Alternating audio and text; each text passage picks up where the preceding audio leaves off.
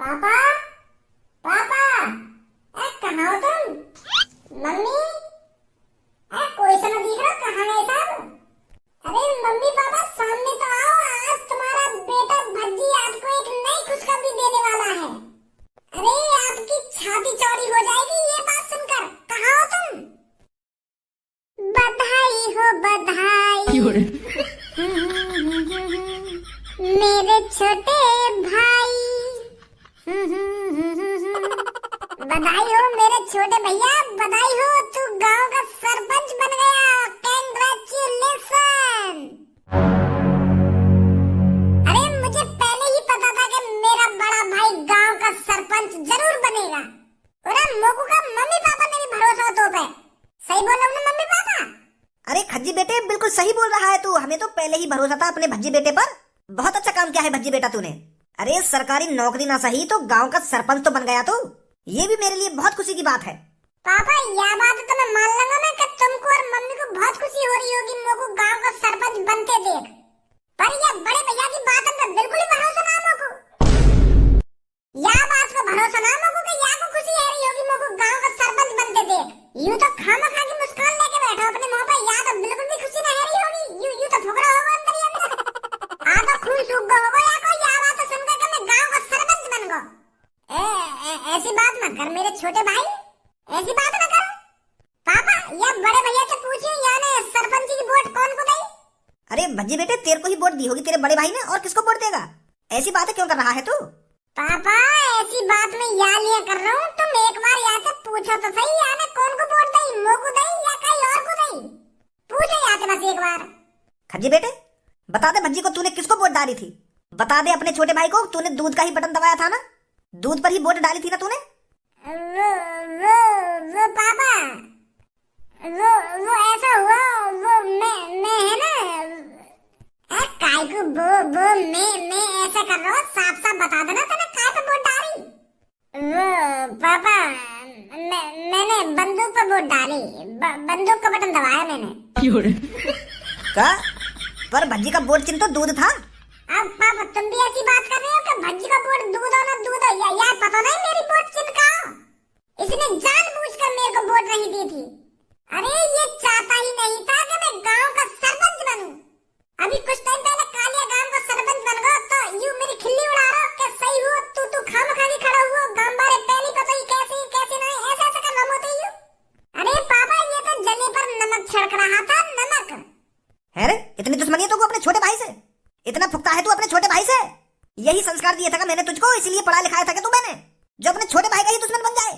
वो पापा मैं गलती मान लूं अपनी, मैं मान लूं मैंने बहुत बड़ी गलती कर दी भज्जी को वोट न देकर।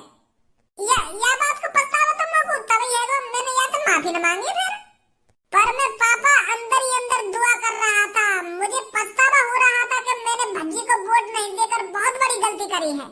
तो पापा मैं रात भर नहीं सोया, मैं भगवान से प्रार्थना करता रहा रात भर कि भज्जी गांव का सरपंच बने कैसे न कैसे करके। और अब देख लो भज्जी बन गया ना गांव का सरपंच। मेरी प्रार्थना भगवान ने सुन ली पापा, मेरी प्रार्थना भगवान ने सुन ली पापा। अब तो रसगुल्ला लेके खड़ा हो गई तो मेरे सामने। सोने जाना मुझको, कल गांव वालों की मदद करनी है जाके। मोहम्मद तो कर ले यार भज्जी, तू तो नेक्स्ट सी बात पे नाराज है रहा है। नेक्स्ट सी बात है ये? अब पापा क्या करूं मैंने गलती मान तो लिया थे, अब आगे पैर छू लूंगा जाके, तब माफ करेगा मुझको यूं। अगर ऐसी बात है तो मैं आगे पैरों में गिर जाऊंगा जाके कि मेरे छोटे भाई मुझसे गलती है गई है, माफ कर दे मुझको। मेरे कर्म फूट गए जो मैंने तो जैसे बुड्ढे से शादी कर ली। अरे जब तू मेरे घर पे आया था तब तो बड़ी फेंकता था कि मेरे पास ये है कि मेरे पास 4 भैंस है कि 4 बकरियां हैं, मैं तुझे खुश रखूंगा। वो कहाँ गई तेरी 4 भैंस और 4 बकरियां? अरे जवानी से बुढ़ापा आ गया पर वो तेरी 4 बकरियां और 4 भैंस नहीं देखी मैंने। अरे राजवती ऐसी बहकी बात क्यों कर रही है तू? बहकी बातें? अरे बुड्ढे तूने मेरी जिंदगी झंड बना दी। अरे तूने कभी राजवती से पूछा है पूरी जिंदगी में कि राजवती आज बता तेरा क्या खाने का मन कर रहा है? क्या खाने का मन कर रहा है? अरे जब मुझे पता है मेरी राजवती क्या खाती है तो मैं तुझसे पूछ के क्या करूंगा? रोटी खाती है मेरी राजवती, दाल चावल खाती है मेरी राजवती। अरे राजवती गाजर का हलवा भी खाती थी, अरे राजवती गोल गप्पे भी खाती थी, पर तेरे यहाँ आकर सब खाना छूट गया। कभी तू लाया है मेरे लिए जिंदगी में गाजर का हलवा गोल गप्पे है? अरे मेरे को तो अभी ये भी पता नहीं गाजर का हलवा का स्वाद कैसा होता होगा। नमस्ते दादा और दादी जी। अरे आइए सरपंच जी आइए। दादा और दादी जी कैसे लड़ रहे हो आपस में? अरे बेटे पूछे ही मत, तू इस बुड्ढे ने मेरी जिंदगी झंड बना दी है। मेरी तो किस्मत फूटी थी जो मैंने इससे शादी कर ली। अब राजवती बहुत देर है गई है, तो बहुत बकवास कर रही है तू सुबह से। रोज मुंह फुला के बैठ जाएगी, रोज मुंह फुला के बैठ जाएगी दोनों दुकान पे। अरे बुड्ढे यूं में सोच के बूढ़ी मैं हो गई हूँ, बूढ़ा तू भी हो गया है, तो तेरे कान ही कान बजा सकती हूँ अभी मैं। फिर बैठे मिलेगा जवानी की तरह एक कोने में। अरे भूल गया क्या उन दिनों को जब मैं तेरे कान ही कान बजाती थी? दादी काय को गरम है रही हो तुम दादा दिन में? अरे बेटे पूछे ही मत, इसने मेरी जिंदगी झंड कर दी है। ना मेरे लिए कुछ खाने को लाता है, ना मेरे लिए कुछ पीने को लाता है, बस इस घर में पड़ी रहती हूँ, टूटे फूटे घर में। अरे दादी जी परेशान मत होइए, अब बिल्कुल भी टूटे फूटे घर में नहीं रहोगी। मैं सरपंच किस लिए बना हूँ? मैं इसलिए तो सरपंच बना हूँ ताकि आपके टूटे फूटे घर को पक्का बनवा सकूं।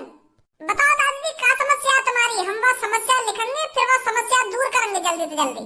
पक्का घर बनवाने तुम्हारे लिए? बेटा मुझे पक्के घर की अब कोई जरूरत नहीं है। मुझे बस इस बुड्ढे से छुटकारा दिला दे तू।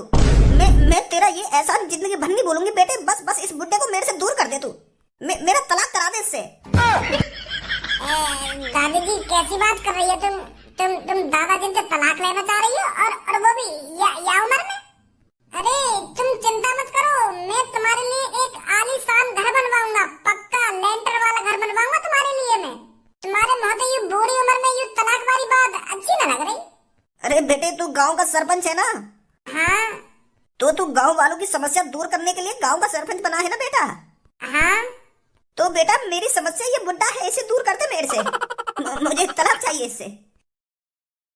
क्या करें, गलत आगे दिखे यहाँ पे।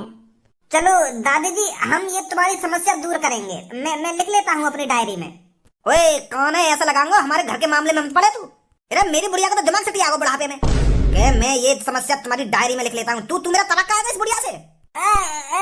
दादाजी वो तो मैं ऐसे ही सोच के बताएंगे, आ रहे हैं अभी।